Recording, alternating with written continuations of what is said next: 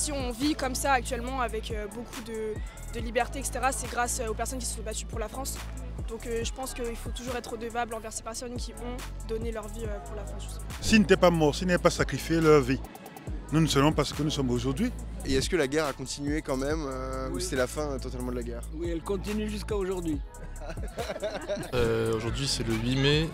Tu sais pourquoi toi? C'est la semaine prochaine c'est l'Ascension. Plus calé sur les fêtes religieuses que sur... 8 mai, jour férié. Nous allons demander aux Français s'ils savent pourquoi ce jour est férié, ce que représente ce jour pour eux, l'histoire de France, comment il faut commémorer, se rappeler, et même d'autres questions comme qu'est-ce qu'auraient pensé ces militaires qui sont morts pendant cette guerre s'ils voyaient la société française aujourd'hui. Et bien sûr, plein d'autres questions. Je vous dis à tout de suite.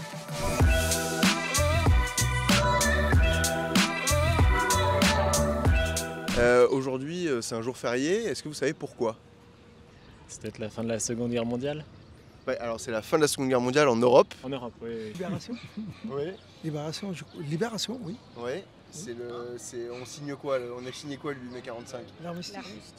Ouais. Du 8 mai. Et est-ce que la guerre a continué quand même, ou Oui. c'est la fin totalement de la guerre? Oui, elle continue jusqu'à aujourd'hui. 8 mai... non, pas trop. Aujourd'hui c'est le 8 mai. Tu sais pourquoi toi? C'est la semaine prochaine c'est l'Ascension. Plus calé sur les fêtes religieuses que sur...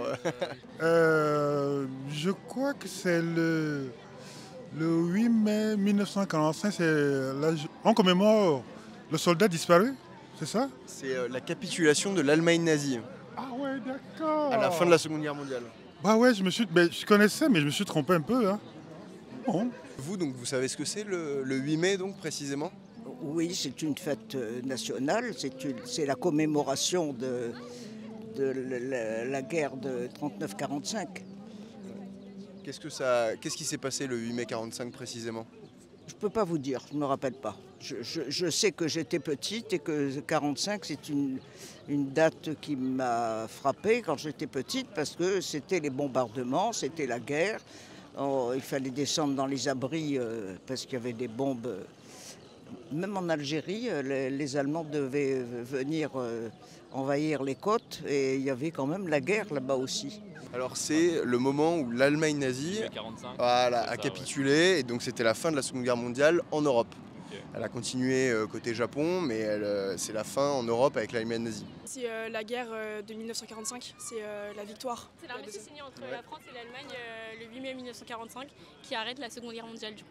Alors ça arrête pas la Seconde Guerre mondiale? En France, parce que la vraie date c'est le 2 septembre 1945, parce que c'est le Japon qui a capitulé à cause des attaques du 6 et du 9 août 1945 de Nagasaki et Hiroshima par les États-Unis. Pas mal, on a du très bon niveau.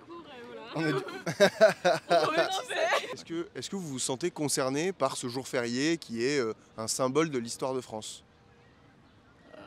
Ouais, je dirais ouais. Du moment que j'habite en France, ça me concerne. Bah oui, parce que ça célèbre aussi quand même comme tu as dit, la fin de la guerre en Europe, donc la fin d'un conflit qui a pas mal touché la France. Ça fait partie du symbole de la France. C'est l'armistice quand même. C'est ce qui fait, ça a permis quand même aujourd'hui qu'on peut se permettre de s'asseoir, de vivre librement et voilà, c'est ça, c'est tout. Je pense que c'est hyper important parce que la France a un passé historique, donc toutes les fêtes ou tous les symboles, etc., je pense que c'est important. Vous pensez qu'aujourd'hui, il y a beaucoup de gens qui ne les connaissent plus forcément, ces fêtes? Il y a un détachement parce que du coup la nouvelle génération ne fait plus trop attention aux fêtes ou au passé de la France. Et du coup, vu que c'est des choses qui se sont passées avant, ils ne trouvent pas ça intéressant de se documenter. Donc je pense que c'est pas ça aussi. Ouais. Je pense aussi que du coup la France s'est beaucoup diversifiée et ça c'est un fait. Et donc on a plus tendance à retrouver d'autres personnes de populations différentes qui ne sont pas intégrées. Comme avant la France était on va dire un seul peuple et du coup la diversité fait que maintenant il y a plusieurs types de populations. Et donc il n'y a qu'une maigre partie qui trouve que la France, que c'est important de fêter le passé de la France, je pense. Est-ce que pour vous c'est un symbole important de l'histoire de France? Absolument. Absolument, c'est un moment important. c'était le moment où la France, c'est un des moments clés de la France, quoi. On ne peut pas l'oublier. Oui, alors c'est vrai que les Français disent que les commémorations, ils en ont assez. Alors je ne sais pas si c'est les jeunes, si c'est les plus vieux, parce que ça leur rappelle des choses.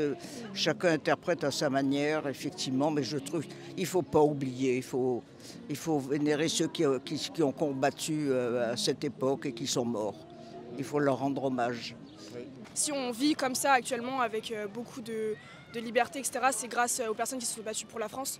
Donc je pense qu'il faut toujours être redevable envers ces personnes qui ont donné leur vie pour la France. Est-ce que selon vous aujourd'hui on en fait suffisamment ou pas assez pour justement se rappeler de ce moment?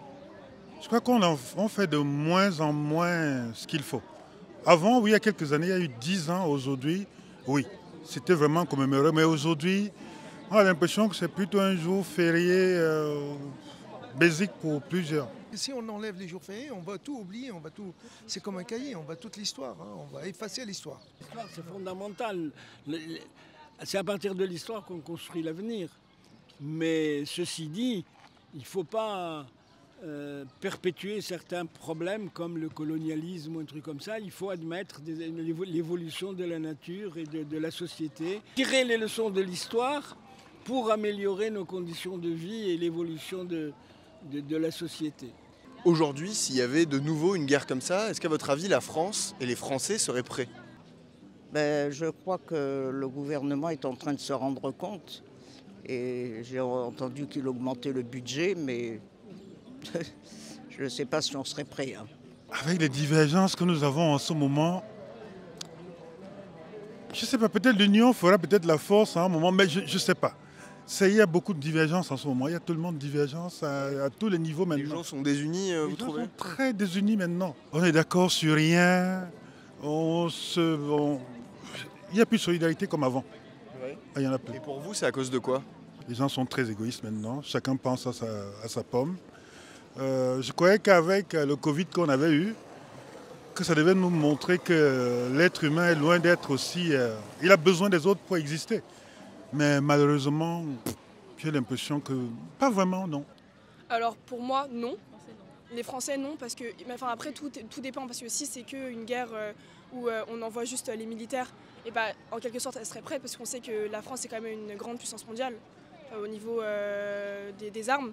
Sauf que si c'est une guerre une guerre je dirais, civile où on doit... Qui mobilise la population. Ouais, et là, non. Je pense que la plupart des personnes fuiraient. Et donc, on serait avec juste les personnes qui aiment la France, je pense. Donc, non, elle n'est pas du tout prête au niveau des civils. Il y a un laisser-aller de la part aussi bien des gouvernements que du peuple. On vit une vie, on est un petit peu comme sur un nuage, là, on ne se rend pas compte. On ne se rend pas compte de ce qui se passe, mais il y a des choses qui se passent dans le monde.